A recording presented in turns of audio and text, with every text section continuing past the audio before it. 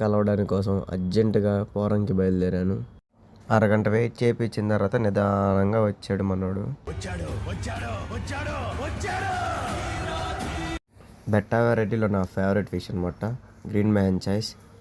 దీన్ని అలా తీసుకొచ్చి ఇంట్లో ఎక్లిమేషన్కి పెట్టేశాను. ఒకటి తక్కువైంది.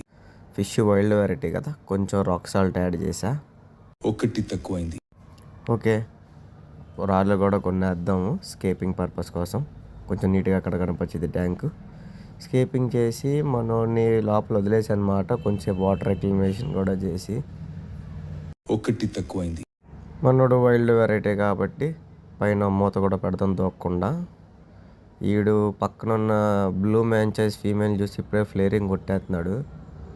దూకినా దూకుతాడు దానికోసం, అందుకే అడ్డుగా ఇది పెట్టాను అనమాట.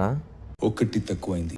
ఇంకేం తక్కువైందో తెలిస్తే కామెంట్ చేయండి. Follow and subscribe.